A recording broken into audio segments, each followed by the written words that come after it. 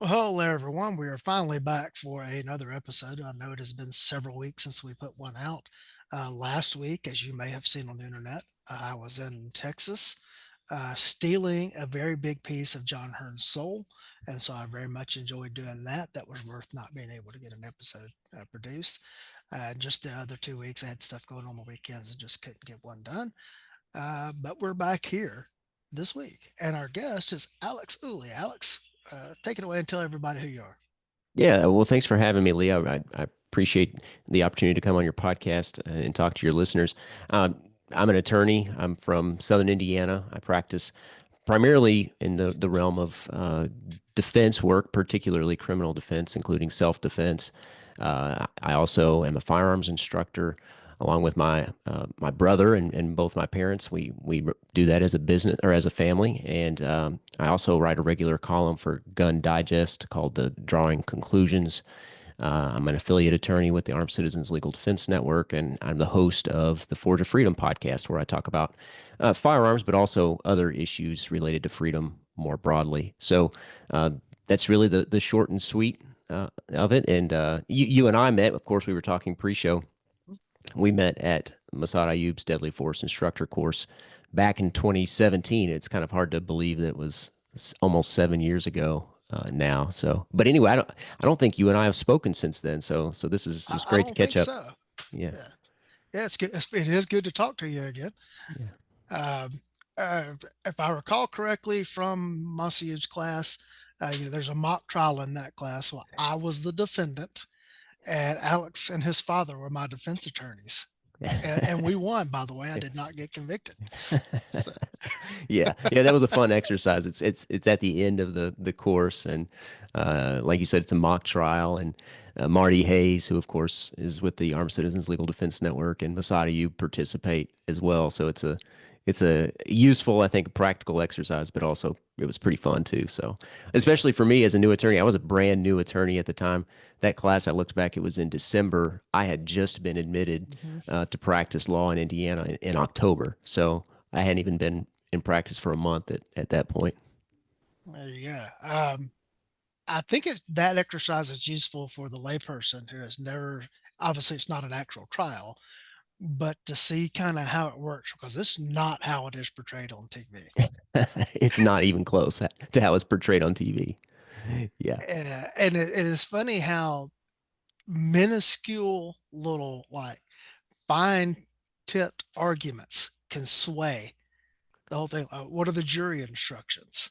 Yeah. The admissibility of evidence.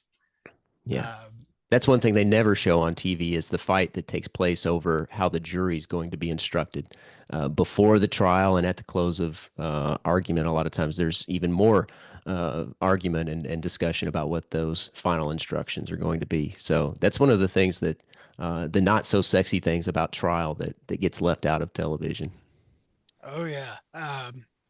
I was involved in one case on the law enforcement side that the whole case came down to where a flashlight was pointed. Now, the video from this incident was up on YouTube. I know because I put it there. Um, was up, and I saw all the internet rumblings about it and everything else. I testified at the trial and was amazed watching the jury fixate on the whole thing came down to where was the deputy's flashlight pointed. Yeah. I've seen it come down to like the arguments over jury instructions, uh, the arguments over the admissibility of evidence or statements and the fact, statements of fact and the like. Yeah, that wouldn't be entertaining for the movies because it gets so tedious, but Yeah. it is pivotal, and it's also where most appeals are filed. That's right. Exactly right. Yeah, the process and the procedure is incredibly important, and the details are just labored over for hours and hours, so that either you're looking for an appeal, anticipating a loss, or trying to avoid an appeal. So those details really matter, and it's no matter how long you've been in practice, it's so hard to predict what the jury is going to fixate on, what little detail is going to be important to them, and that often depends on who the jury foreman is, that person who's sort of the leader, so to speak, of the discussions and the deliberations. So that's really hard to predict who that's going to be and how the discussions back in the jury deliberation room are going to pan out. Yeah, we were going to start off with a discussion of a big landmark decision that came out, but I think we're actually better served at this point in the conversation to talk about state immunity laws. Okay. I think that fits better with what we're just talking about now. Um, Several states, I don't know what the total number is, have a law that says if you act in lawful self-defense, that the prosecution is barred from continuing. My state, Georgia, has such a law. And I think that leads to the perception of, well, if I acted in lawful self-defense, I won't be arrested. Everything will be fine. That's not the case. Because I know here in Georgia, the self-defense hearing does not come until post arrest. Right. And a lot of people, I think, are mistaken or have the wrong impression about not only the fact that they might get arrested, but how long they may be incarcerated before their initial hearing. I mean, it could be 48 to 72 hours before the arraignment. In some states, they call it an initial hearing in Indiana. But that's just where you get brought before a judge. The judge advises you of the charges, your rights, all those sorts of things, and sets bond typically. So sometimes you can't even bond out until 48 to 72 hours after you're arrested, even if you acted lawfully in self defense. So even at that point, if you have an attorney and you have the resources, it may be several more days before you're able to have a hearing, to assert this have this self-defense immunity hearing, and it operates a little bit differently state to state. And as you alluded to, there's somewhere around 20 states that have some form of self-defense immunity, but typically you assert the defense of self-defense, and this is where the states differ too. Who has the burden? Typically, it's going to be the defendant has to prove by some level of like typically preponderance of the evidence, which just means more likely than not that they acted in self-defense. And if the judge finds that that's the case, then the prosecution is barred. That's how it operates in many states. Again, the nuances and the details are slightly different. Indiana's a lot different. In Indiana, if the prosecution refuses to charge, uh, you're not only obviously not going to be prosecuted criminally, there's a presumption that you can't be sued civilly. So if somebody sues you civilly, even though you weren't charged criminally or the prosecutor refused to file criminal charges, there's a rebuttable presumption that you acted lawfully.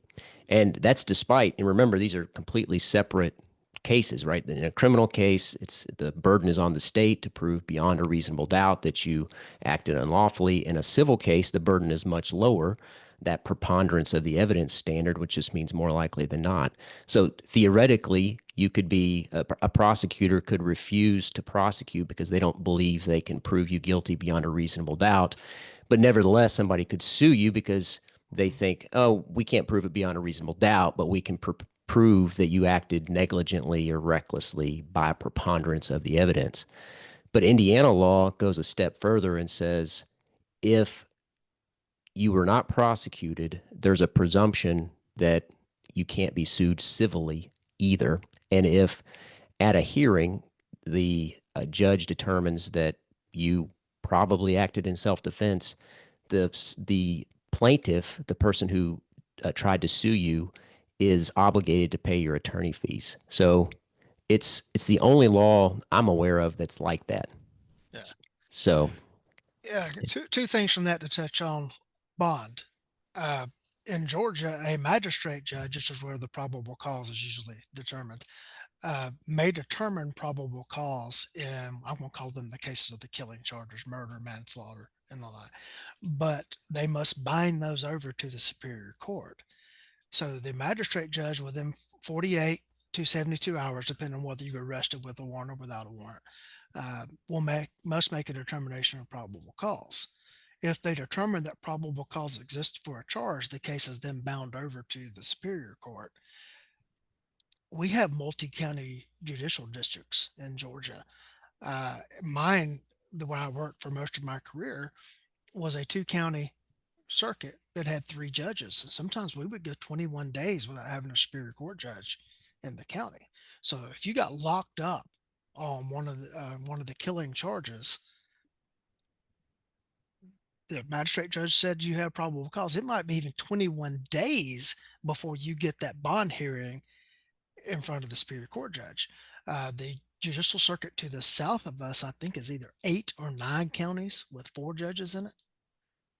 Yeah. So it could be a while before the Superior Court judge comes back to the county Yeah. to have a hearing.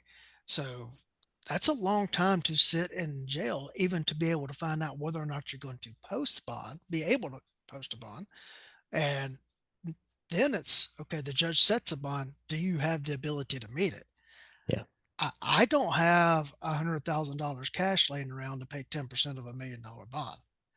Right. Yeah. Yeah. Exactly. And these are all hurdles that you have to cross before you ever get to the self-defense immunity hearing, right? Right. So Right. these are huge hurdles potentially. Right. And like you say, the amount of the bond, if it's a county that issues court cash bonds or surety bonds, Mhm. oftentimes it's 10% of $1 million, which, like you said, is 100,000. Some courts are cash only, and they might Yeah. be 100, 200,000 cash only bonds. These bonds are going to be extremely hard to post in a murder manslaughter type case. Right. And folks, you don't get that money back. Yeah. If you put up that to a bail bondsman, that's their fee. They keep that. Now, if you pay the whole bond in cash and you're found not guilty, then you get that bond back. If you're found guilty, it is whatever any amount of fines that may have been imposed get deducted from that. The other part of that, well, Indiana, the civil side of that's completely different than my understanding of the Georgia civil side. Um, if you're not charged, there was never a self-defense immunity hearing, so therefore there's no finding that you acted as self-defense that would then preclude the civil suit. And then you would have to go through the process of asserting that on the civil side. And I'm not familiar with that as much as I am on the criminal side. Well, and that's how, frankly, that's how it would work in most states, and that's how it would have worked in Indiana prior to the change of the law in 2019. Just because you weren't prosecuted in most states does not mean you won't be sued civilly for monetary damages, either by the person you shot or by if they died, their family or their estate. So that civil, I mean, you can obviously assert that you acted reasonably, that you acted in out of necessity in self defense, and that you weren't negligent or criminally reckless. But and you can move for summary judgment, like we've talked about a little bit or alluded to. But summary judgment just means pre-trial. So before you get to trial, if you've gone through discovery, you've exchanged evidence, you have a pretty good assessment of what the facts are going to be, assuming there are no genuine or material issues of fact. Uh, One of the parties or both of the parties sometimes can move for the same thing, can ask the judge to rule as a matter of law that no jury could find that I acted negligently or recklessly or whatever the allegation is. So that would be your equivalent of like an immunity hearing, would be the summary judgment hearing in a civil case, where it's basically a bench trial before a judge, and the judge decides as a matter of law no jury could find that you acted negligently or unlawfully. Right. In Indiana, does an acquittal uh, head off a civil suit?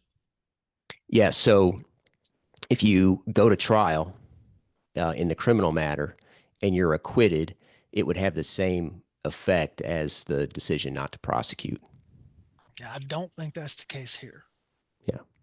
Yeah, I'm not. because an acquittal would mean obviously that the jury did not believe the state proved beyond a reasonable doubt that you did not act in self-defense, which is an important point to make too. I mean, the state, I think most of your listeners probably understand this. They have to disprove that you, at least one element of your self-defense claim was not uh, was not justified, and they have to prove that beyond a reasonable doubt. So when you assert the defense of self-defense, the state has to overcome that defense and every element of that defense beyond a reasonable doubt. Um, we had a question posted in the show group wanted to know what the typical cost for someone who acted in lawful self-defense would be to put mount a defense to a prosecution. Now, folks, understand this is going to be very regional. It's very regional. It's also very case dependent. So even in the same area, the same locality, the cost will depend on a number of factors.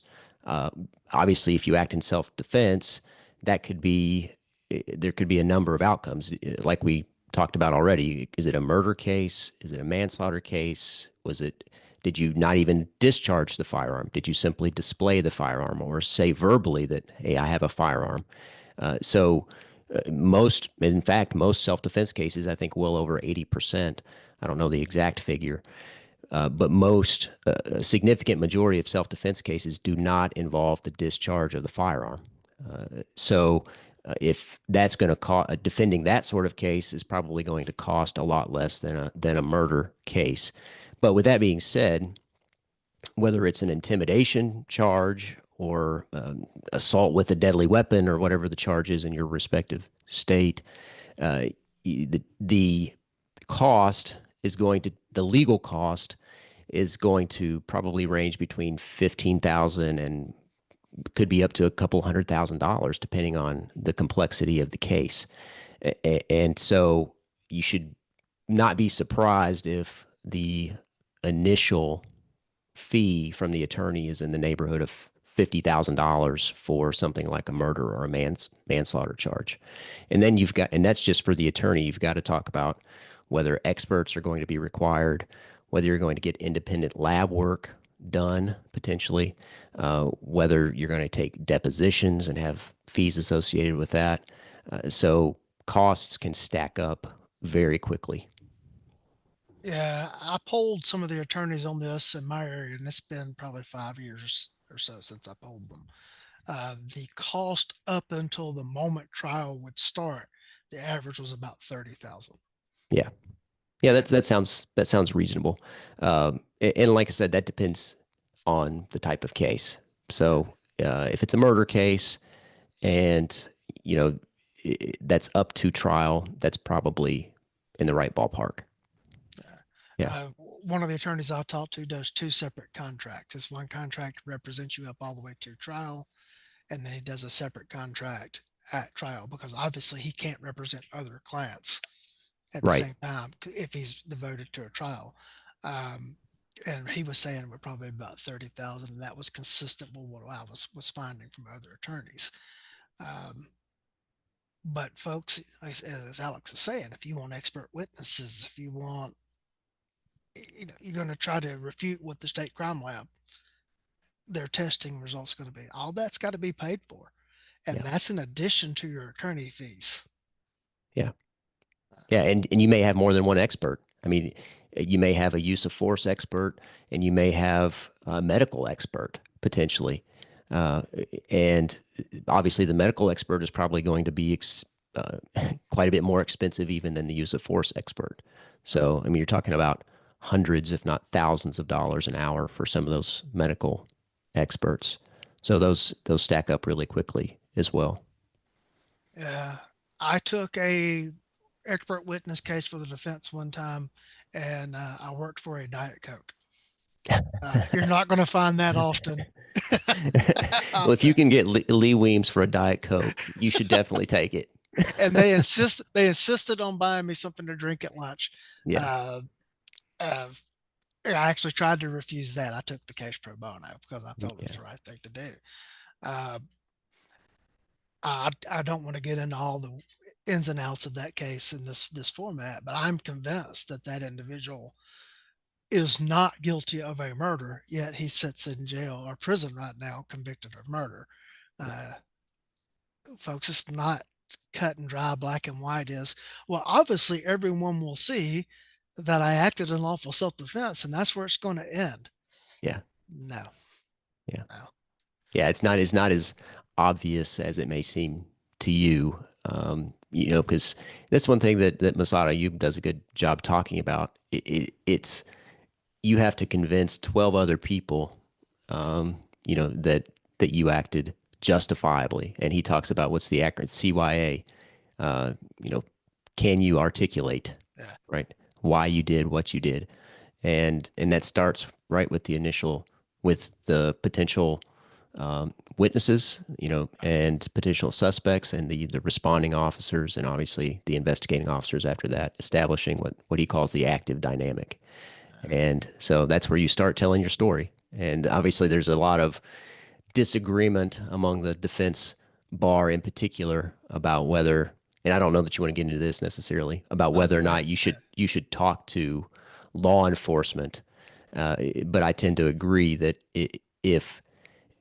if you've thought about it ahead of time, if you're prepared for the possibility that you could be, uh, you know, involved in a self defense encounter, I think that it would be beneficial to establish that active dynamic, to paint yourself as the good guy, the one who acted lawfully from the outset, because sort of the machine of justice gets rolling, and it's hard to change direction once that happens. Yeah, I think for me, it would depend on where I was at and what agencies I was interacting with as to what approach I took.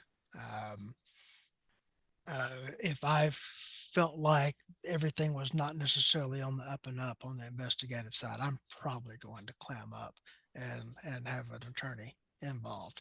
If I'm on a place where it's just like they're legitimately trying to figure out what happened, at that point, I'm out. That's my personal choice. Um, could you hit on the perils of an affirmative defense? First, explain what an affirmative defense is, and then the perils and pitfalls that go along with it. Sure. So uh, think about, right, we're talking about self defense here and a potential homicide. And a homicide is simply the death of a human being.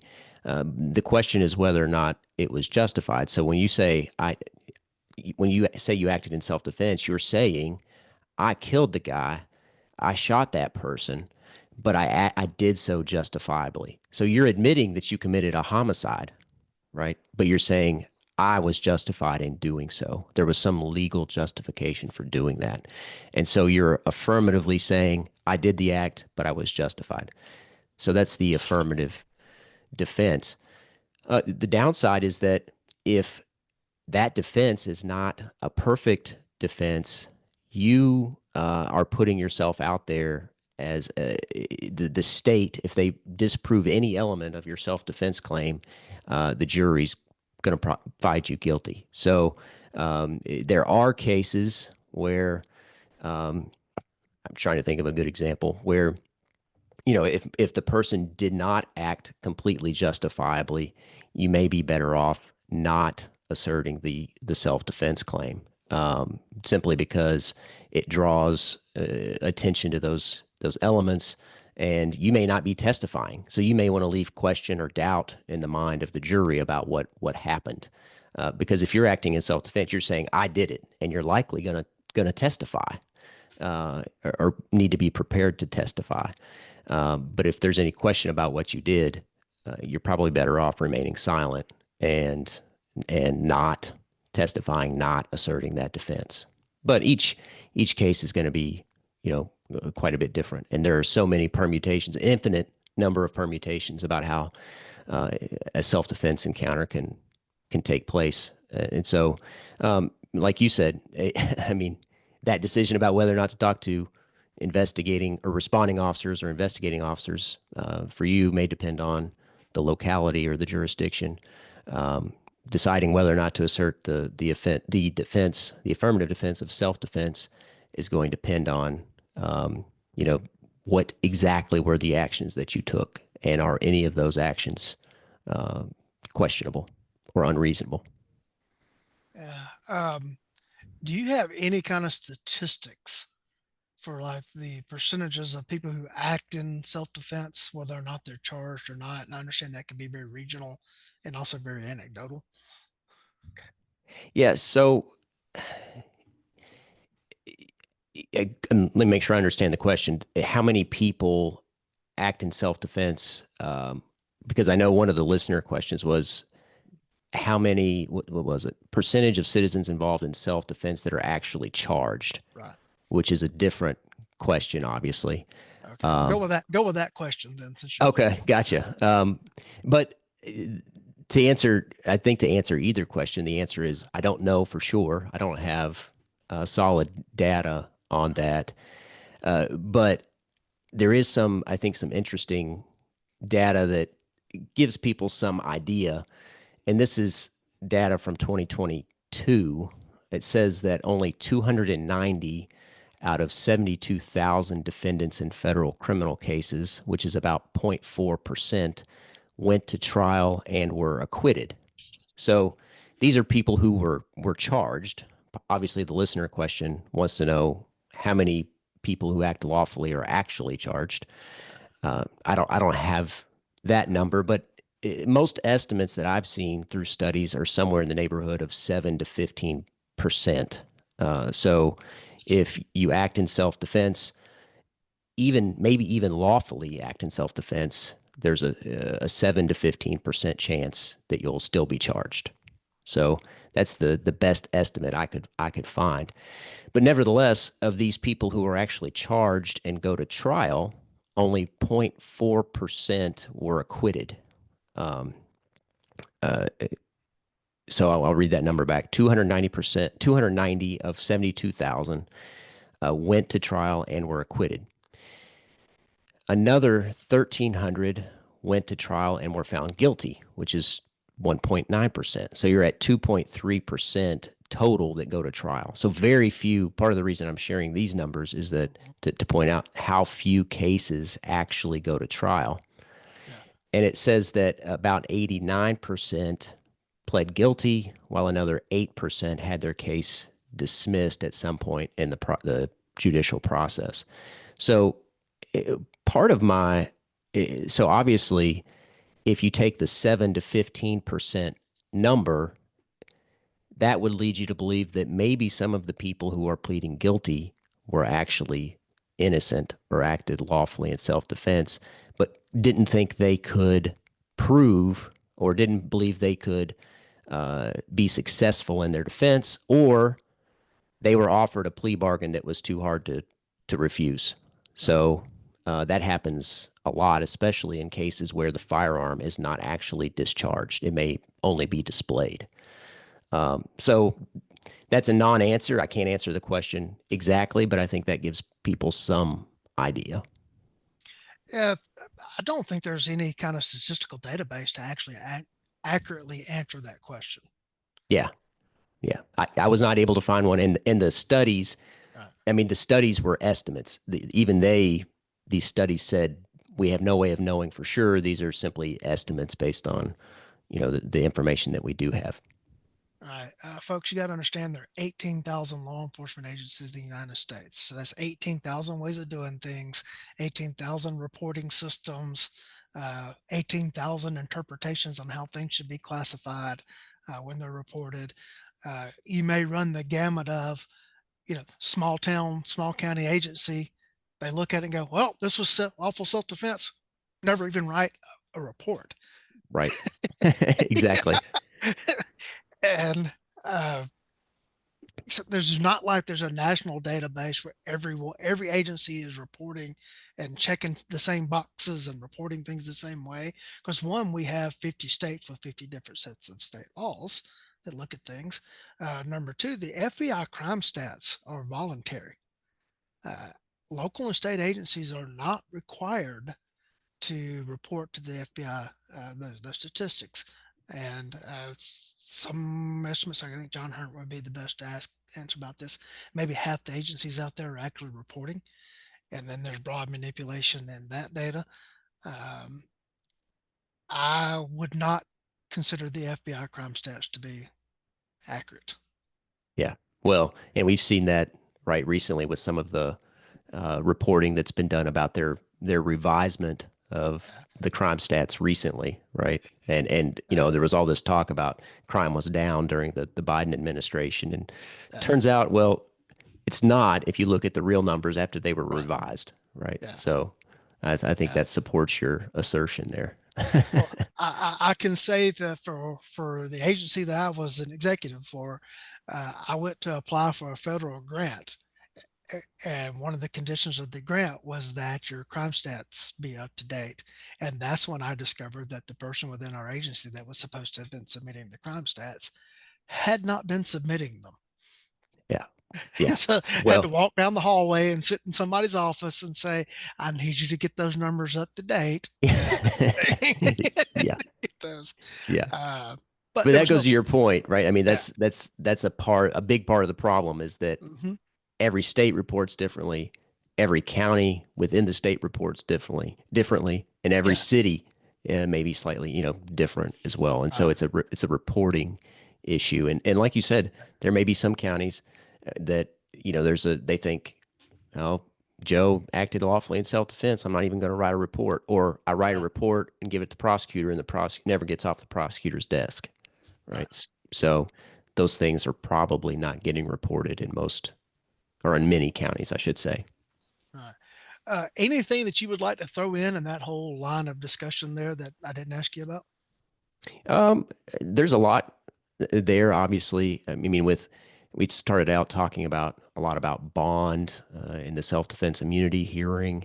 Um, I think that people, like you said, 48 to 72 hours maybe before you even get a bond. In some cases, even longer, 21 days, right? At least in some places in Georgia, and I'm sure that's not uncommon in other localities as well. But I really, and I'm not here to promote any particular post defense program, but a program like our Armed Citizens Legal Defense Network, like CCW Safe, there are a number of others. I think people should seriously consider those because posting the bond is a huge problem before you even get to paying all those legal fees we were talking about. So you're talking about potentially fronting hundreds of thousands of dollars before you even get to a verdict.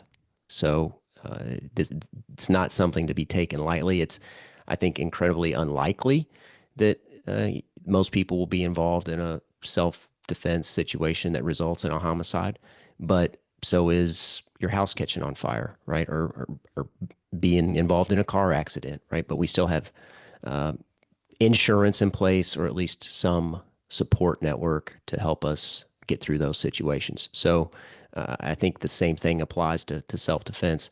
Just because you're trained up, just because you go to the range and you understand the law in your state, doesn't mean you won't be prosecuted.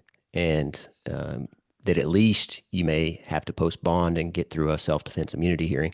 What does it cost, right? What does it cost to just have a self defense immunity hearing? I mean, that's what if you can't post bond and you just hire an attorney for a self defense immunity hearing? I mean, that may take weeks to prepare for, maybe months to prepare for.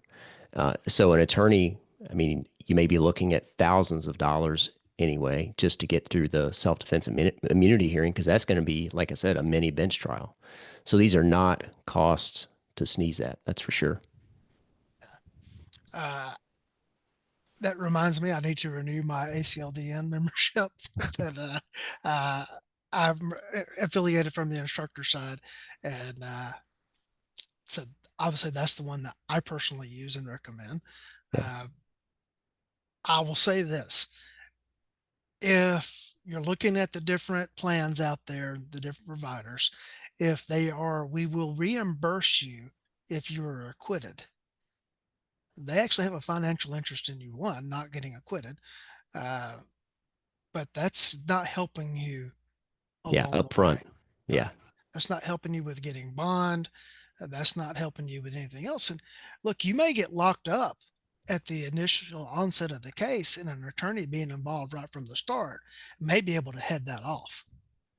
Uh, Yeah, may be able to come in and talk to the prosecutors like, hey, look, let's go over the facts of this case. Is this a case you really want to go to trial with? And maybe exactly. work something out right from the beginning that gets it all dismissed from the start. Yeah, that's a great point. And I can't tell you, I'm an affiliate with the ACLDN, as I mentioned at the beginning. I've had a number of their members reach out to me with no case. They want to talk to an attorney, get to know one before anything happens or in case anything ever happens. And I think if you have the opportunity to do that, you should, so that you find somebody you're comfortable with before you're sitting in jail and having to shop for an attorney, because it's hard to shop for an attorney while you're in jail. You can ask all the other inmates, Yeah. right? But you may not get the best advice. So do that shopping ahead of time. And I actually, one of my articles in Gun Digest is about this exact topic: how to select a fire an attorney for self defense.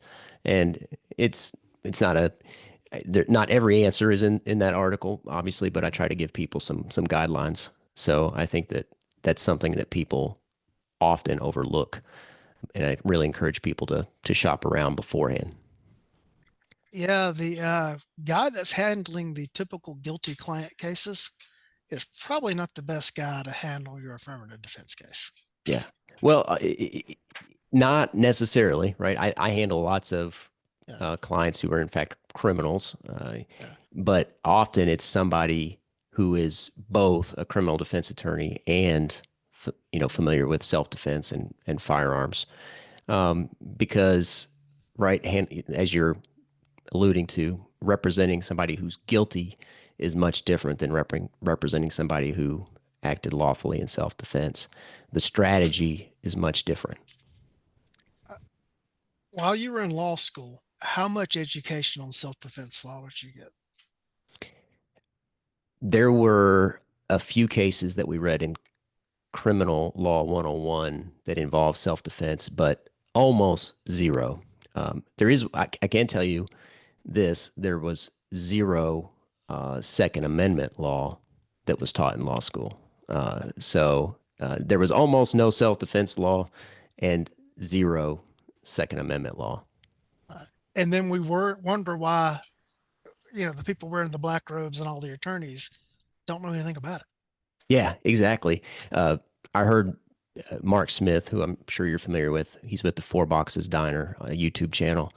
He spoke at the Second Amendment Foundation's Gun Rights Policy Conference just a little bit ago, and he he called it painting by numbers. So you're often dealing with, especially in the Second Amendment realm, attorneys and judges who know nothing about firearms or Second Amendment law, because, frankly, before Heller, there was almost no Second Amendment case. So these weren't coming across the judge's desks very often. And even since then, until Bruin, really, there were very few Second Amendment cases. So very few judges know anything about firearms or Second Amendment jurisprudence. So he's essentially the picture he was trying to paint, right, was this painting by numbers. When you think about people who uh, go to these places and they get a painting and they get their glass of wine, and it tells them, this is where you trace, this is what color you use. They're basically being taught, step by step how to paint the picture. And that's exactly what you have to do sometimes in a self defense case, but definitely in a Second Amendment case, because the judges are blank slates. And when they don't know anything about it, they're likely to make a mistake. So you have to show them every step they need to take. Oh yeah, and not all law school educations are equal. Uh, That's true. some of the lawyers who got C's passed the bar and are out there. Yeah. I had a area defense attorney tell me that probable cause was a question for the jury. Oh, interesting. Okay. He Well, was that's, Go I'll ahead. go ahead. He was representing a client in a on one half of a fight in which we didn't arrest anyone, and we couldn't determine who was the primary aggressor, so to speak, in the fight. And he is demanding that we arrest the other party. And I'm talking to him because the investigator that was handling the case had tried to speak reasonably to him and they could not come to an understanding. So I said, "Sir, the investigator tells me that he does not have probable cause to make the arrest." And the defense attorney said, "Probable cause is a question for the jury." And I'm like, I thought maybe I had misheard him. And I was like, I believe reasonable doubt's a question for the jury. Mm. Probable cause is the standard for an arrest.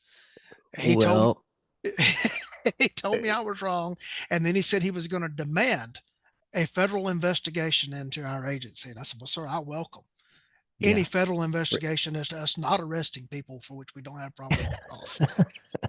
I would Yeah. welcome that. Yeah, exactly. Shed all the light you want on this situation. Yes, I want news coverage that we are not arresting people for which we don't have probable cause to arrest Yeah. them. Yeah. I, when you started the story, I thought Uh, maybe he meant grand jury, probable cause to support the charge, but that's totally different. So I don't think he was eligible for that defense. So no, no. And yeah, the case that they actually requested a hearing in front of the judge to try to get the judge to order charges. Oh my God. So I went to the courthouse just to watch this. And sure enough, he said it again in the courtroom. I don't think the judge is yeah, buying that. And the judge did not, in fact, buy that. yeah. Well, good. Frankly, I don't want to disparage the judges too much, but I would not have been surprised if you found a judge that believed that too. So, Uh, unfortunately, Not in my local circuit. No, I yeah, don't think we have that problem. yeah, good, good, Yeah, good. I don't believe we have that type of issue Yeah, here locally. Uh, Now we did have a prosecutor that there was some very serious issues with, but she just got defeated by 14,000 votes. So we're not mm, going to have to worry about that yeah, much longer after January the 1st. yeah. But Well, I like that her on a personal level, but she was not cut out for the job. I'm sorry, go ahead. Yeah. Well, that raises another important issue that we haven't Mhm. talked about. You asked me, along the lines we've been talking about, what else would I like to mention? There's so much. I mean, I'm an attorney. I'm supposed to talk about forever about nothing, right? But this is actually really important. The, Yeah, the prosecutorial discretion, right. right? And that varies tremendously, maybe just county to county, but certainly from one end of the state to the other. I'm in Southern Indiana. Most of the prosecutors are relatively conservative. I practice mostly in rural areas. That's going to the prosecutors there may be less likely to file charges on a self-defense case than the prosecutors in Marion County, for instance, which is the Right. county where Indianapolis is situated. And I'm sure the same thing applies in Georgia, right? If you're in rural Georgia, it's going to be much different than, you know, Atlanta or the metro area down there. So, prosecutorial discretion is a huge component of what cases get charged and how aggressively they're pursued or prosecuted. Yeah, there was a very big case, high profile case here in Georgia, in which a individual shot his wife. They were in the car. He claimed that the shooting was accidental. Uh, the facts of the case, as I understand them, and folks, this is all coming from media reports and everything and the like. They were two women and this man were all riding in a SUV. Like the second woman had come to pick them up from the airport, and they wound up on a side street in a very bad area. So the man takes out his revolver and is holding it in his lap. And according to him, he has a negligent discharge. It goes through the front seat and strikes his wife. And they drive to an emergency room. And my understanding is that on the ER table, she told everyone, "My husband accidentally shot me." And he got convicted of murder because she died. Wow. Yeah, that's wild. And it wound up being a far more reaching case than that, but I'm convinced that he was charged in the manner in which he was charged because he was a rich white man in that area, and it Yeah. gave that prosecutor um, some chance to get a high profile case on the table. Yeah. I actually watched the trial online, and I knew some of the people that were involved in it from the law enforcement side as well. But the state's part of their case was trying to prove that he did it for money, but the state's own expert witness proved that he was better off financially with the wife alive Yeah. rather than Yeah. dead. But he got convicted. That's wild. Yeah. In many counties, that wouldn't even be charged. Right. In some others, it might only be charged as manslaughter or Right. criminal reckless, Yeah. something like that. But yeah, you're right. I mean, it's probably charged because of the demographic there, right? He's the rich white guy in a county where he's not Uh, welcome. I am familiar with another case in which I'm pretty well convinced that the defendant was charged basically because he was an aggravation to the local boys, and this was a chance to put him on ice for a little while. Yeah. And uh, it ended up not going well for him. Yeah. Yeah. But I don't think that under the same circumstances that other demographics, if they had been in play, that there would have been a charging decision, much less a prosecution. Right. Yeah. So, Which which brings up a whole nother topic for discussion, right? Is prosecutorial immunity with respect to right, charging decisions like that, because they're right, they're basically absolutely immune for those sorts of functions unless they do something crazy in their investigatory capacity, um, which even though it's such a miscarriage of justice, there's no recourse. So yeah. I think the bottom line is the line from that 1980s movie. The only way to win is not to play. exactly. Yeah. Uh, what was the name of that movie? War Games or something like that. I haven't actually seen the movie, but I've heard that line. Yeah. Yeah. Um, it was in the early days of people having modems and everything, and Yeah. this boy accidentally hacks into the the SAT computers about launching a nuclear attack, and the computer takes over and runs all the simulations, and basically Yeah. comes up the only way to win this game is not to play it. Yeah. Yeah. It sounds like AI, right? Yeah, I don't know. I know there's lots of people unsettled about playing this whole AI game, right? yeah. Um, All right, so all right. Well, let's shift gears, unless you have something else you want to add on the self defense stuff. no, I think we can leave it there for now. All right. Obviously, if you have additional listener questions after this show posts, I'll try to chime in the Facebook Sure, group. sure. So Or that we can always do another episode. yeah, Yeah. perfect. Um, you recently did an episode on your show about the overturning of Chevron deference. And outside of law school circles and federal bureaucracy, I don't think that most people understand the significance of that. And could you briefly explain what the whole doctrine of Chevron deference was? Sure. So Chevron deference is a term that's referring back to a case from the 1980s. I think it was decided in 1984. And it was a case, and the facts of the case are not particularly important. I don't want to get down into the weeds too much, but basically, the case came about over a dispute of the EPA, the Environmental Protection Agency's interpretation of the Clean Air Act.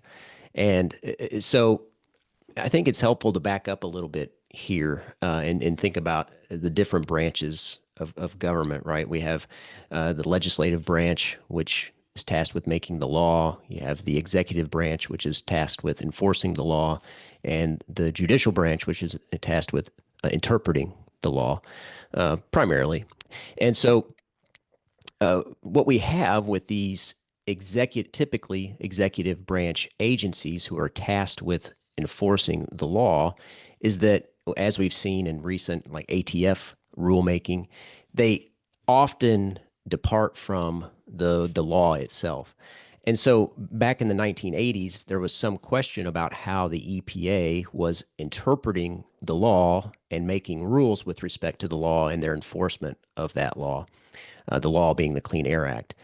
And what the Supreme Court eventually decided was that uh, first you have to determine whether or not Congress has directly spoken to the precise question at issue. And if Congress, if the legislature has spoken to the issue, then the courts and the executive branch agency have to follow Congress's clear intent.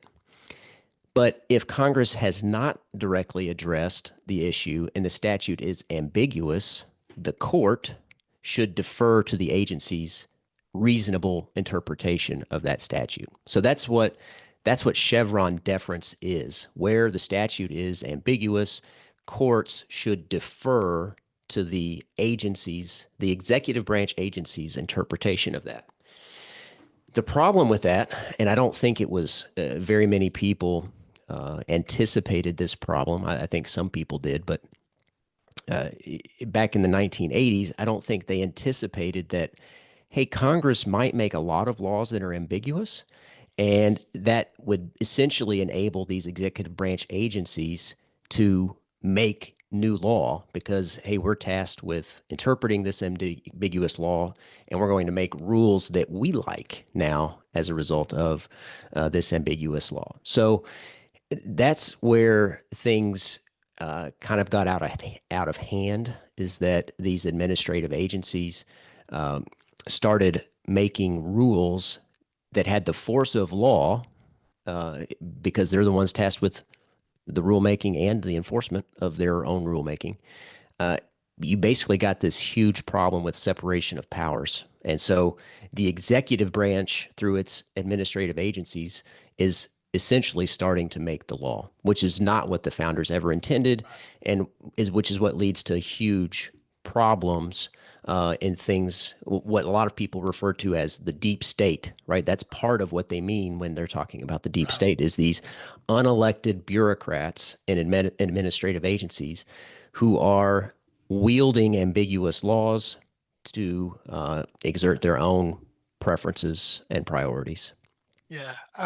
And I personally, my problem is with Congress, not the bureaucrats, because Congress is the one that has allowed it to happen. Yeah, They folks, when Congress creates an agency, they pass what is called enabling legislation. In other words, we're going to create the federal agency of XYZ to monitor whatever issue. In that legislation, they may grant rulemaking authority to the agency. Long about 1997 or 98, as an undergraduate administrative law student, I'm reading about this. I'm like, this is just wrong.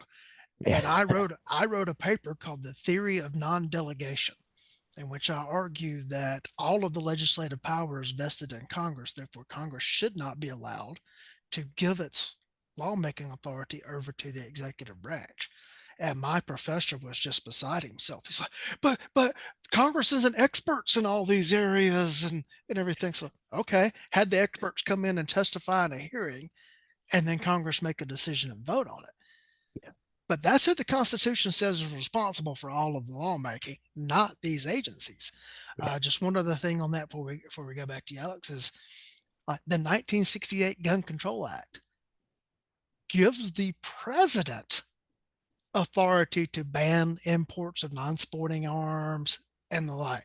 So when a president does that, I don't necessarily get mad at the president. I get mad at Congress for giving the president the authority to do that. yeah. No, I think you're exactly right. I think Congress is being lazy, Mm-hmm. and like you say, they're delegating their constitutional authority to the executive branch through its administrative Yeah. agencies, which is one of the most fundamental uh, violations of the Constitution that you could think of. And because the separation of powers, right, is supposed to balance the powers of the federal government. And if the executive branch is making the law and enforcing the law, they've become akin to a king, right? And that's Right. exactly what the founders were trying to avoid. So you're exactly right. It's the fault of Congress for delegating that authority. And I mean, since 1984, Chevron deference has been applied by the courts, and they've been very deferential to all these administrative agencies. I think people, it's hard for people to comprehend, even for me, I can't comprehend it, how many executive branch administrative agencies there are. There are over 400 listed in the Federal Register. And I pulled up some figures here. Let me see. This is staggering to me. In 2021, federal agencies issued 3,257 regulations with the force of law compared to 81 laws passed by Congress. That's just, I mean, thousands of regulations, only 81 laws. Now, I don't think Congress needs to make too many more laws. I think they need to repeal a lot more, right? But I'm just pointing out that it's really the administrative agencies that are, um, you know, I think give people the feeling that we can't go out and do anything without doing something wrong according to the law, right?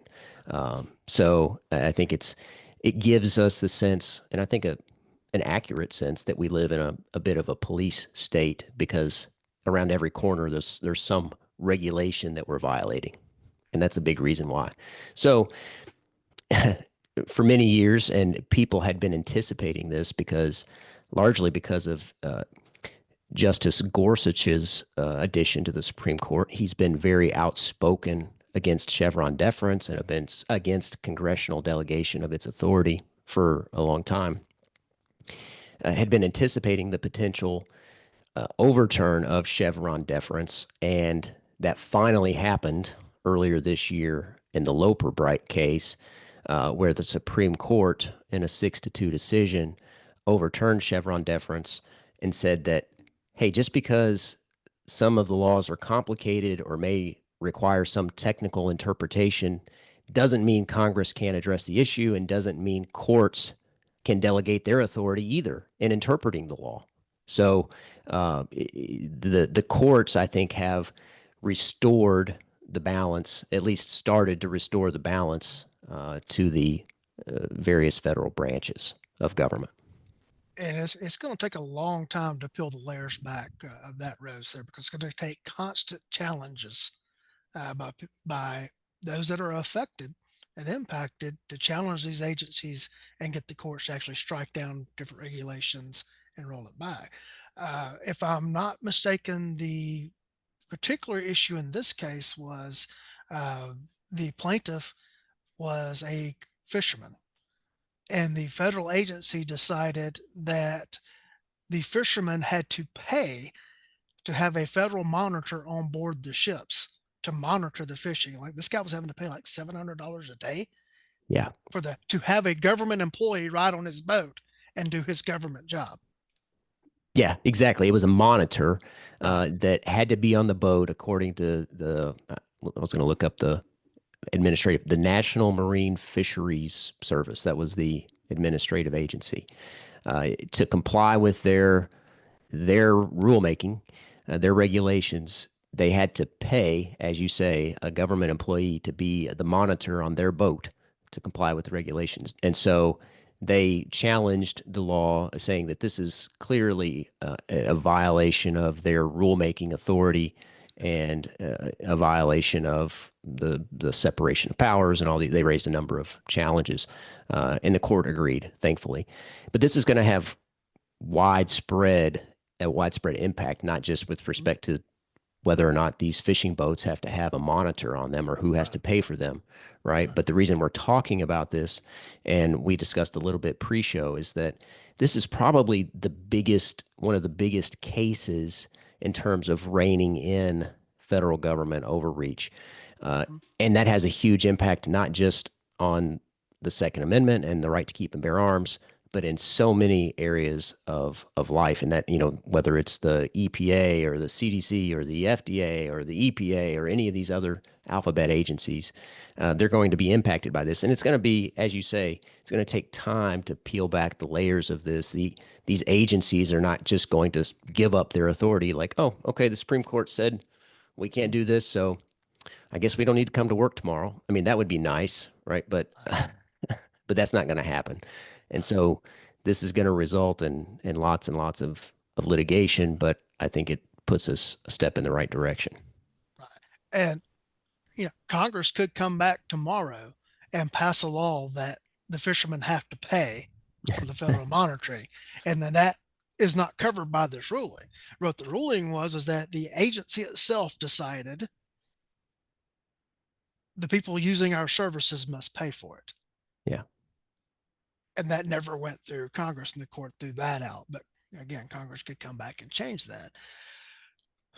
What Second Amendment firearms related cases do you think may be directly impacted by this ruling? Is there anything currently on the bubble? Well, we've got a few things. Over the last few years, we've had, the ATF has been much more aggressive pursuant to, the Biden administration's directives, um, in creating and promulgating new rules and regulations with respect to the right to keep and bear arms. Mhm. There was a lot of talk about their rule about what it meant to be engaged in the business, right, which was Right. largely a result of the passage of the Bipartisan Safer Communities Act, which a number of Mhm. Republicans voted for. But nevertheless, you have this law that's I can't remember how many pages, but there's a few pages, and then this rule that's exponentially more Right. pages, right? And so I Right. think that there's a lot of room there to challenge, the rulemaking that the ATF has done with respect to what it means to be engaged in the business of selling firearms, Right. because there's so much ambiguity there, and I think it's hard to comply with their rulemaking when what the standard went from uh, primarily uh, selling firearms for the purpose of a livelihood and a profit to just making a profit. And so that could be the sale of one firearm Yep. potentially, and whether or not you sold that firearm for a profit. So it potentially ropes people into the violation of that rule, because it's so broad, and I think uh, over broadly interprets the law, even though Right. Congress did change the law. Right. There's also the Vanderstock case, which is was accepted by the Supreme Court. Let's see, I can't remember the next date on that. I think there's actually some briefing that's due soon, but it challenges. It's Garland v. Vanderstock. It challenges the ghost gun rule. Or I say ghost gun, and I should say that in air quotes, right? It says that it basically prohibits, or it says the ghost gun rule provides that certain products that can be readily converted into a firearm or a functional frame or receiver fall within the Gun Control Act's definition of a firearm. And I think that rule in particular is clearly a misinterpretation, an overbroad interpretation of the law itself, and a violation of the ATF's rulemaking authority. So I hope that the Loper Bright case comes up in that case, challenging the ATF rule in that case, because the law in that case says that it has to be readily convertible to a firearm, and a frame or receiver is not a firearm under Right. federal law. So Right. I think that the rule is clearly a misinterpretation or overbroad interpretation of the law. Yeah. So that's another example. Right. Yeah. And of course, the federal government's only inroad in all this is interstate commerce as well. So you get into if it's a completely all produced in one state, does the Federal Gun Control Act apply? All that kind of stuff. So yeah. Well, that raises another issue, right? Well, I think one of the cases when I was in law school, I think is one of the I still think is one of the worst cases in Supreme Court history is Wickard v. Filburn, which uh, was a case where a farm was consuming its own product. So it wasn't even selling it within its own state, but it was consuming its own product. And the court said that by consuming your own product, you are reducing the supply that's available in interstate commerce, and therefore the interstate commerce clause applies, and we have the authority to regulate your operation. And so that's another area where interstate the law has been, I think, completely perverted and interstate commerce has been basically the justification for nearly every law and regulation affecting, not every law, but many laws affecting the purchase and sale of firearms. If I remember correctly, that case was they were saying that the amount of crops available for sale was fungible depending upon everybody putting stuff in the marketplace, Yeah. and they were doing it. Yeah. So, Yep. folks, sometimes even the Supreme Court gets stuff wrong. It's rare that you get a 9-0 decision out of it as well. Yeah, exactly. Yeah. A 9-0 decision from the Supreme Court is pretty rare. Right, it's not I shouldn't say rare, but it's not particularly common. But you know, 6-2. I think it was 6-2 because Justice Jackson did not take part in the case. So it was a pretty resounding uh, decision in favor of, or I should say, against administrative authority. This Loper Bright case. Yeah. Um, any cases that you know of that are making their way up that are of pivotal to the Second Amendment, firearms, and the like, not necessarily tied to Chevron deference.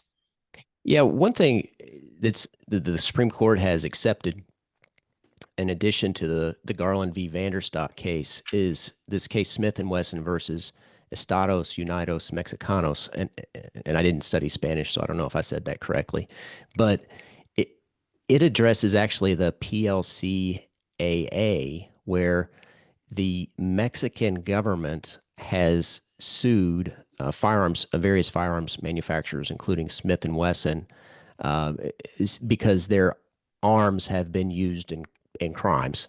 And right, so the PLCAA, the Protection of Lawful Commerce and Arms Act, says basically what's common sense, right? If Ford sells somebody a vehicle and somebody drives drunk and kills somebody, it wasn't Ford's fault that the person drove drunk and killed somebody. The same sort of logic applies to firearms. Just because Smith and Wesson puts a firearm into commerce lawfully, Mm-hmm. somebody purchases it and uses it in a crime, doesn't mean that Smith and Wesson should be liable, and that's what the Right. PLCAA says.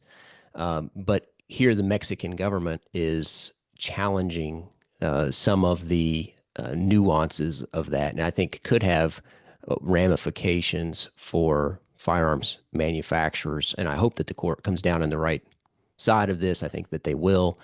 But if whether it's governments or private entities or individuals, if you could sue companies for the criminal misuse of their product Right. that they put into commerce lawfully, that would basically put them out of business. Yeah. So I hope that the court comes down in the right side of that one, and I'm confident that they will. But then the other big thing that I think most people are concerned about is the challenge to so-called assault weapons bans and the various flavors of those. Just this last week now, the district court in Illinois entered an injunction with respect to the enforcement of Illinois' assault weapons ban. That was a 160 some odd page order that the court issued there. I hadn't read it all yet. I wouldn't be surprised if the Seventh Circuit stays that injunction, because the the Seventh Circuit, has not been particularly friendly to the Second Amendment. But it depends on what panel of judges get that case. But there's a Maryland case that I think is procedurally further along and more likely to get to the Supreme Court, challenging likewise a ban on so-called assault weapons. And I think that people should know, and many of your listeners probably do know, that obviously assault weapons is a made up propaganda term. Uh, and even the AP style manual has said you shouldn't be using this term because it's a highly political term. It's got no real definition, etc. Mm-hmm. But assault rifle does have a military definition, and so even though it's used sort of interchangeably sometimes, assault weapon is really the political propaganda term assault rifle is does have a military definition. It's a select fire rifle that can be Mhm. shot in semi-automatic or automatic. And so I think it's important to know those distinctions. But I think that the Supreme Court, in applying Bruin and the common use test from Heller, and then also the historical tradition test from Bruin, will strike down those assault weapons bans. Cool. You think we may see magazine capacity restrictions go along that same route? I think so. I think so because those are sort of concomitant rights or arms that go with the most commonly used rifle in America, the AR-15. And right, if it assists in the use or the function of those arms, it's considered an arm along with the rifle itself. And so I think that those high capacity magazine bans will also be stricken. Okay. All right. Anything on the legal frontier that we didn't talk about tonight that you would like to mention? I think going back to the Chevron deference and the court striking down Chevron deference or overturning Chevron deference, I think that coupled with the election of Donald Trump, I'm hopeful that his administration can help accelerate Yeah. the reversal of the expansion of the administrative state. So I think that those two things working together. I think if for instance, if Kamala Harris had been elected, I think that the effect of overturning Chevron deference would have taken much longer to to to happen, or would have been limited significantly. So I'm I'm not shy to say I'm not a huge fan of Donald Trump. Right. Obviously, I'm happy that he got elected, but that's one of the big reasons I'm happy that he got elected is that I think that his administration will help accelerate the restoration of the balance there between the various branches of government. It's going to depend on who he appoints as each agency head, and as far down as that can go, as far as like the senior executive service of all the presidential appointments. Uh, as most of you know, probably know, I have a master's degree in public administration. One of my graduate courses, one of the topics was, as a bureaucrat, how can you, let's just say, obstruct the election results? Yeah. That was actually a course in my master's program. Is the elected official is only there for 4 years, and their appointments are only there for 4 years. You're there for a career. Slow walk and hope that the election results in 4 years change things Well, up and the like. that that brings up another good point. And I've got mixed feelings about this. I haven't thought through it thoroughly enough, but there are lots of folks who are anxious to pass a term limit in Congress. And the problem with term limits is that it empowers, I think, the administrative state more than we might realize because you have these entrenched people who are there for decades, these bureaucrats that are part of this administrative bureaucracy, Yeah. uh, who then tend to have more power because there's more turnover, in Congress. And Mhm. so the people in Congress don't have the time to listen to the experts and to become familiar with the topic and to really consider and thoughtfully consider the laws. I, I tend to, I like the idea of term limits, but for that reason alone, I've had to reconsider my position on that. So I only say that not saying that term limits would be a bad thing, but that let's give it a little thought before we jump right on that bandwagon. Yeah, I don't think that the founders contemplated professional politicians, Hmm. but I also am certain that the founders did not contemplate a professional bureaucracy. Right.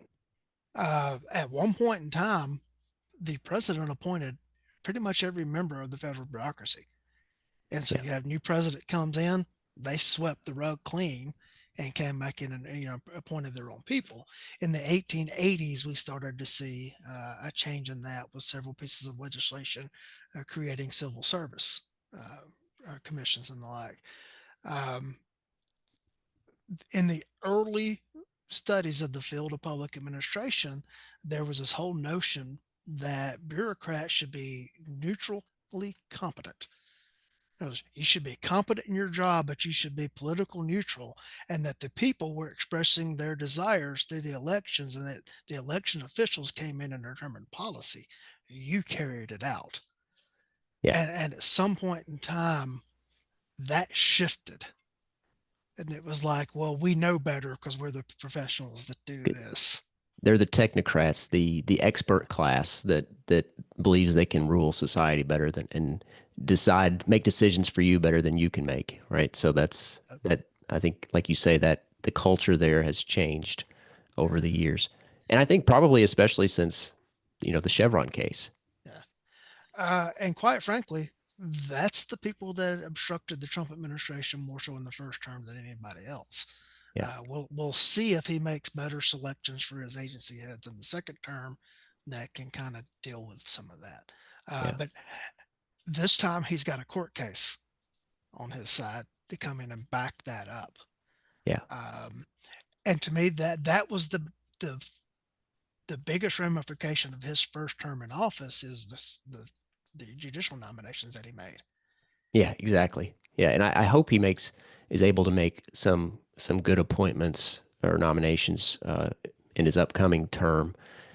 I really like Justice Gorsuch. I didn't agree with the majority opinion in Rahimi, um, but overall, Gorsuch has been really good.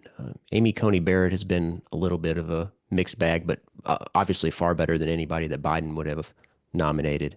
And likewise with Kavanaugh, I think a little bit of a mixed bag, but much better than Jackson Uh, or Kagan or Sotomayor. yeah, and of course we tend to focus on the Supreme Court, but there's so many other levels Right. that that the district court and the Court of Appeals Yeah. uh, that have maybe even more reaching impact than the Supreme Court does because they may head off cases before they ever even come up. That's right. Yeah, very few cases actually make it to the Supreme Court. So that's a great point. These federal district court judges and the president has a huge impact in who he selects for those positions, and even the circuit courts to some degree, but especially the district courts, just because of sheer number, because those are of course the federal trial court judges. And folks, you got to understand that the way those judicial decisions are written at the lower courts shape the questions that get to the Supreme Court. It's not like the Supreme Court just throws out everything that's happened in a case and everything else, and they say, we're going to decide this issue completely on our own. Sometimes they have to decide it based on one, what the lawyers are arguing and what the appellate question is, but how the case was ruled on in the lower courts. Yeah, yeah, exactly. And judges, and not only with respect to substance, but with respect to timing and procedure, I mean, can have a huge impact on when a case is going to make it to the Supreme Court, if it makes it to the Supreme Court. Um, think about the Seventh Circuit or even the Ninth Circuit and some of the maneuvering that they've done procedurally to try to, I think, in the hopes of a Kamala Harris administration and maybe a change in the composition of the Supreme Court. Uh, so obviously they're going they've got another 4 years of Trump and potentially another big change in the composition of the Supreme Court. I don't know if Justice Thomas or Justice Alito might retire, um, or someone else, Sotomayor or Kagan, but there's a potential huge shift in the composition of the Supreme Court and the federal judiciary as a whole. Yeah, I think Thomas Alito and Sotomayor are all in their 70s. Yeah, Uh, so I know in the latter stages of the Trump's first term, there was an effort to try to get Thomas to retire so that Trump could appoint his replacement. I know right now there are people trying to get Justice Sotomayor to step down so that President Biden gets to on his last Right. couple of months in office to pick her replacement. Yeah. Um, Far-reaching impact, Yeah, for what those sure. decisions make. Um, yeah, I don't want the show to get political as far as you know which candidate, that candidate, and the like. Um, there are lots of reasons to not like Donald Trump. I think we can Oh, for acknowledge sure. that. We can acknowledge that. Uh, but he makes, I think, better judicial nominations than what either the alternatives would have been. Well, I think most people tend to vote for what they believe the lesser of two Right. bad options are. Yeah, Some people actually like Trump, which is yeah, fine, yeah, but or Harris, but yeah. I think most voters vote for the lesser of two bad options. Right. I know in 2016, I pulled up to my polling station. When I pulled into the parking lot, I intended to vote for the Libertarian candidate. Yeah, That was my intent. And I sat there in the parking lot and I said, I don't know what kind of nominations he will make to the judiciary, but I know what kind of nominations Hillary Clinton will make. right. And so I went in and I ended up voting for Trump that time. Yeah, Um, and got the chaos that came with it, but we yeah, also got, um, a lot of judicial nominations and the like that went along with it. And I know other decisions, and we're not going to touch on the topic that gets the most flames firing, uh, came out of those nominations. But this yeah, Chevron deference thing, I think that's the biggest thing that come out of his administration, and is going to be the farthest reaching yeah. I across agree. so many topics. Yeah, I agree. I think that the having Gorsuch as a leading voice on the court, and of course Thomas, who's been a very consistent originalist justice Mhm. on the court, and then the other justices as well, Kavanaugh and Amy Coney Barrett, somewhat to a lesser degree to some extent, and of course Roberts, who is very sort of middle of the road on the court. But I think that you're right. I think that the selection of those justices and the overturn of Chevron is not only the the biggest thing to come out of the Trump administration, but the most overlooked thing to come out of the Yeah, Trump administration. Yeah, yeah. And Justice Thomas is just a cool dude. yeah, I've met him. He is absolutely downright hilarious. Uh, and is just an absolutely phenomenal individual from my brief exposure to him. I don't know. I'm not making any claims to know him well at all. I've met him on two occasions, yeah, and I was favorably impressed in both yeah. of those. Um, but I think he is, the vilification that he receives is not justified. I agree totally. He's so. I mean, I think intellectually very impressive, and as a justice on the Supreme Court, it's not so much what you believe personally versus how faithful are you to the Constitution and Uh, to the law. And I think that his consistent application of originalist, judicial philosophy has made him predictable, but also one of the most faithful to the Constitution. So I think he's been great for those reasons.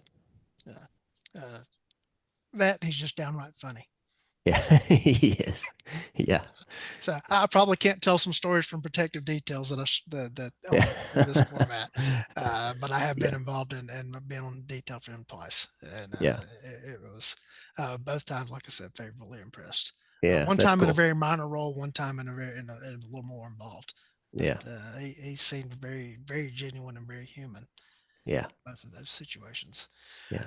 All right, so how can people reach you? What do you have upcoming as far as your training goes? Anything Yes. else? So you can find our website at forgeoffreedom.com. Uh, I also have the column at Gun Digest that I point people to. I've been writing there for almost a year now. And also at the Armed Citizens Legal Defense Network on their website, I contribute to their attorney question of the month fairly regularly. So you can find me at any of those locations. Forge of Freedom, I do a weekly podcast as well. So I'm on YouTube, Facebook, Rumble and X at Forge of Freedom.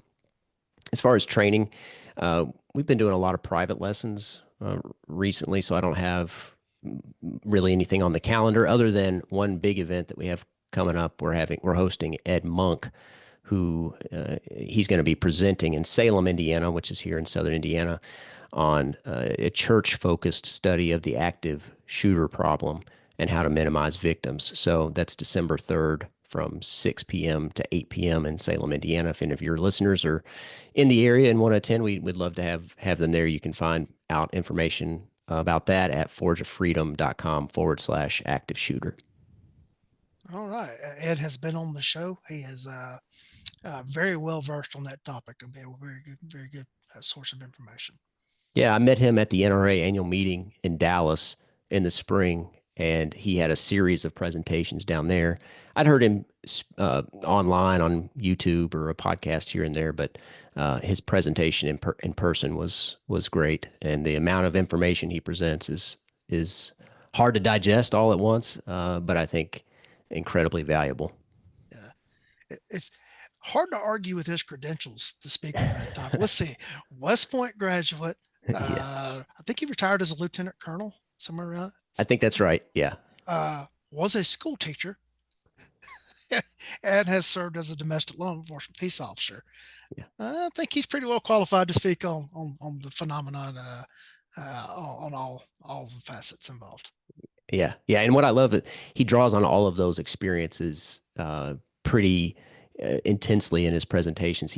And what I love about his what he uses from his military experiences, he talks about this concept end state planning, which when you hear about it sounds like common sense, but so many people lose sight of it, right?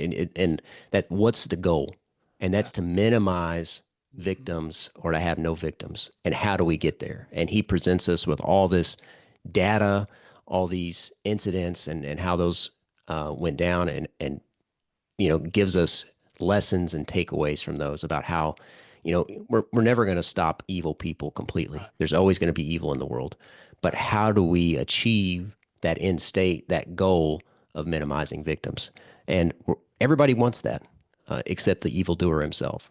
Yeah. But what's the best way to do that? And he makes a really compelling case about how to do that. Yeah. All right, Alex. Thank you for coming on the show tonight and choosing to give up some of your Sunday evening tonight, and the episode will drop tomorrow on Veterans Day. So by the time anyone hears this, it is Veterans Day. Thank you to all the veterans who served. One of my favorite running jokes with my father was he did 27 years in various parts of the Army National Guard and Reserves, and was adamant that none of his children would serve in the military. And he was out of the country, and I stayed in his house to interview for my first cop job. He didn't know I was there. I came up, stayed there, spent the night, went for my interview, and later he asked if I was about to graduate from college. He says, "What are you going to do now that you graduate?" And I said, "Well, I got a job." They said, "What are you going Yeah. to do?" I said, "I'm going to be an officer with the police department." And he looked at me. I said, "You just said I couldn't join the military. You never said I couldn't be a cop." So that was one of our running jokes there. I Uh, followed your orders. that's right. Uh, but thank you to all of those that boarded the bus to boot camp and chose to serve. And again, Alex, thank you for coming on tonight. Yeah, thanks so much for having me, Lee. I really enjoyed it, and I'd be glad to come on in the future if you ever want to talk about Absolutely. legal issues or Second Amendment or firearms. I'm happy to come back. Sure, absolutely. To the audience, we know that your most important asset is your time. Thank you for choosing to spend it with us.